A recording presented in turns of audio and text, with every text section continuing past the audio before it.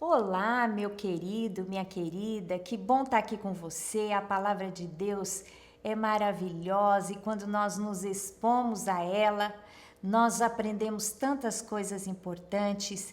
Mas eu quero estudar com você hoje um tema muito importante. Nós vamos falar sobre superação.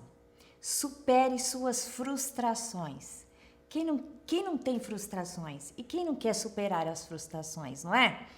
Mas antes de começarmos, por favor, se inscreva no meu canal, caso você não tenha feito ainda. Se gostar da mensagem, dá um like aí, aperte o sininho também para que você seja avisado de todas as postagens, todas as mensagens que eu coloco no meu canal, tá bom?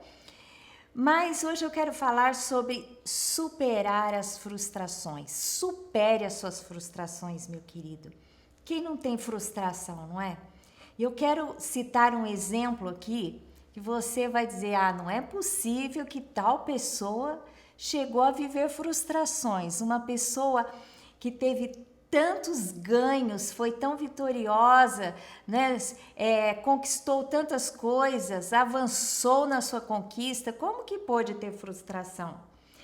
Mas todos nós passamos por frustrações, mesmo os mais vencedores. E hoje eu quero falar sobre uma frustração que o apóstolo Paulo passou. E acredite se quiser, pela minha análise aqui da palavra de Deus, eu creio que ele sofreu uma frustração.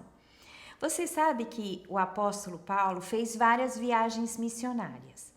Né? Ele partia de Antioquia e viajava em várias cidades pregando o evangelho e estabelecendo igrejas. Na sua segunda viagem missionária, ele passou por Atenas. E lá em Atenas foi que ele viveu uma situação de frustração. O que foi que aconteceu em Atenas? O apóstolo Paulo estava lá e ele viu que aquele povo era muito idólatra. Eles adoravam vários deuses. Mas, ao mesmo tempo, eles eram muito abertos a conhecer novas doutrinas. Então, o povo ouvia todos os que traziam novidades. Então, Paulo começou a falar sobre Deus. E eles acharam muito interessante e levaram Paulo para o Areópago. E ali, Paulo teve a oportunidade de evangelizar, de falar sobre Deus e Jesus Cristo. E ele começou de uma maneira muito inteligente. Ele viu um altar lá escrito ao Deus desconhecido. E Paulo disse assim: olha, esse Deus desconhecido que vocês não conhecem, este é o Deus que eu vim falar para vocês sobre ele. Eu vim explicar quem é esse Deus desconhecido. E ele começa a falar todo o plano de salvação. Primeiro ele começa a falar sobre Deus, que é o único Deus, o Criador de todas as coisas, não é? O Senhor do universo, Deus Todo-Poderoso. E depois ele fala que ele enviou o seu Filho para nos salvar. E eles ouvem aquela pregação, gente, essa pregação está lá em Atos, né? E eles ouvem aquela pregação eu acho que Paulo considerou uma das suas melhores pregações na sua defesa, né, do evangelho. Como um apologeta, ele foi assim fantástico nessa pregação, defendeu muito bem a sua fé. Mas ele ficou frustrado, porque houve uma celeuma ali, alguns concordaram, outros discordaram, aí eles falaram: olha, depois a gente quer ouvir, mais para frente, depois, vamos deixar para depois essa conversa. E somente alguns se converteram. E ali eu creio que Paulo ficou um pouco frustrado. Então, a primeira coisa que nós precisamos avaliar quando nós sentimos uma frustração é por que aquilo aconteceu, por que o resultado que nós esperávamos não aconteceu. Porque eu acho que o Paulo imaginava que eles fossem convencidos por aquela palavra, por aquela explicação tão clara, né, tão forte, tão poderosa que ele entregou. Mas não foi aquilo que aconteceu. Então, muitas vezes a gente faz planos, a gente executa os planos e os resultados não são aqueles que a gente espera. O resultado não é aquele que a gente espera. E a gente precisa avaliar qual foi a situação que levou àquela frustração. Por que estamos frustrados, não é? E é importante que saibamos, estamos frustrados por quê? porque não aconteceu como queríamos? A gente tinha um alvo, né? E não atingimos o alvo? Será que nós não fizemos bem aquilo que deveríamos ter feito? Ou se fizemos bem, por que não aconteceu? Então é importante que a gente avalie a situação que nos levou à frustração. Parar para pensar, para avaliar. Se possível, conversar com alguém, né, sobre o que aconteceu. Às vezes, pessoas que estão fora da situação que nós estamos vivendo têm uma avaliação diferente. Nós que aconselhamos muito, né, nós os pastores, é incrível, às vezes alguém está tão frustrado com alguma situação, com tantas, digamos assim, triste por causa de não ter alcançado aquilo que desejava.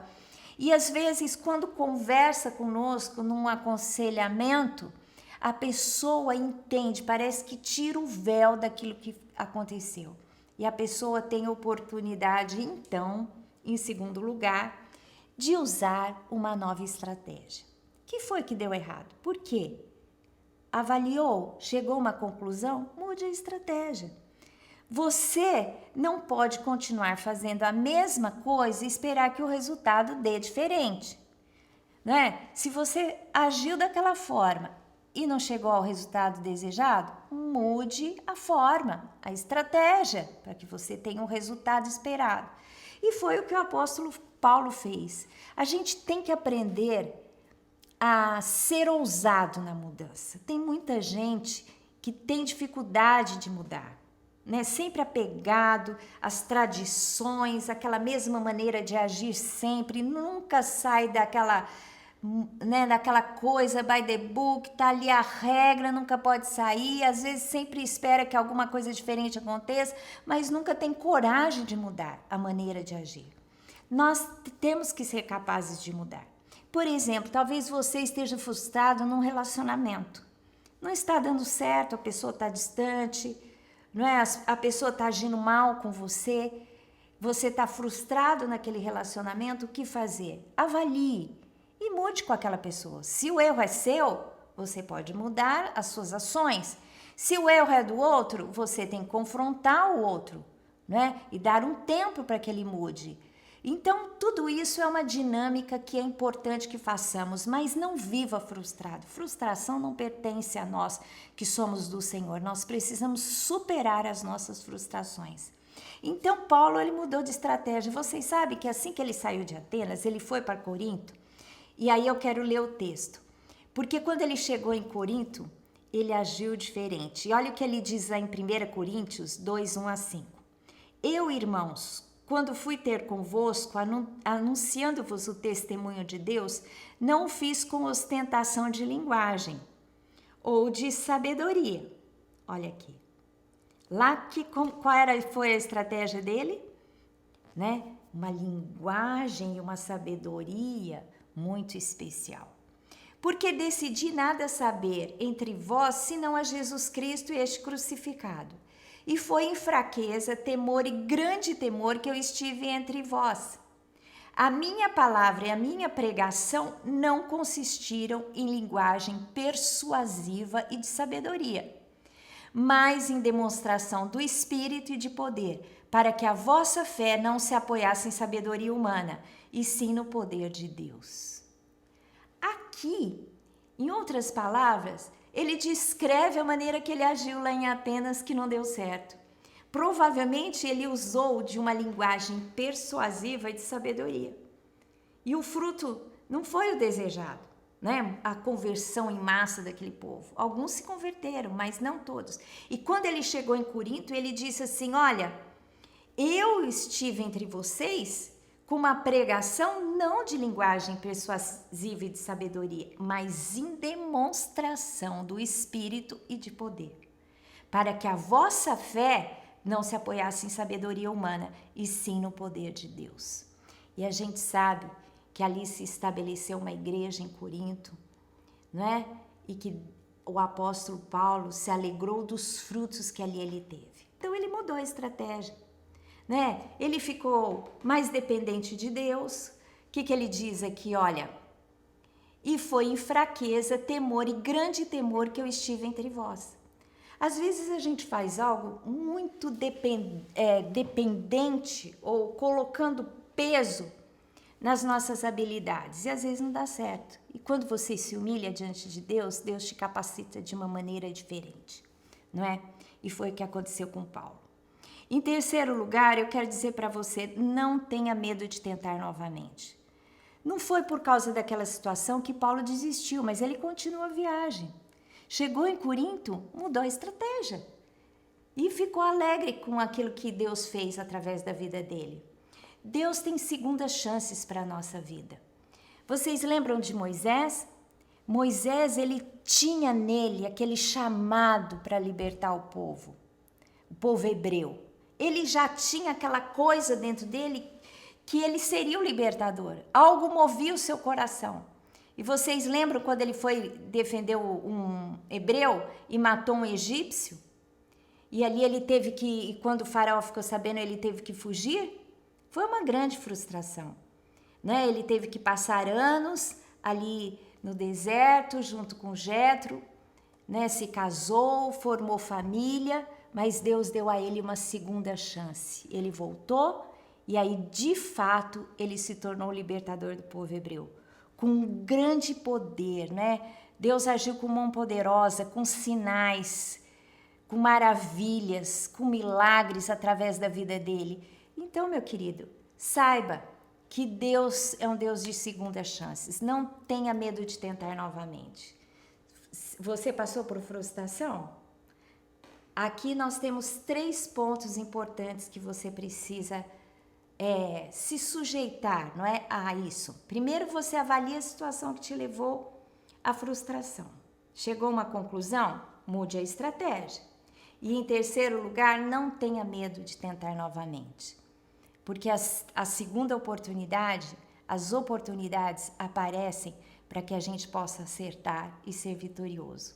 Assim como foi Paulo, assim como foi Moisés, assim como foi pessoas que foram importantes na história da humanidade. Por exemplo, o grande presidente Abraham Lincoln perdeu tantas eleições, né, 7 eleições, e se tornou o presidente mais importante da história dos Estados Unidos. Então Deus faz isso. Deus é um Deus que nos ajuda a superar as nossas frustrações, porque Ele tem vitória e conquista para as nossas vidas. Se você tem alguma frustração hoje, né, passe por esse processo que você vai chegar a um bom termo, você vai chegar à vitória e você vai superar essa frustração e vai ficar muito feliz com o resultado, com a vitória que Deus tem para a sua vida. Que Deus te abençoe em nome de Jesus.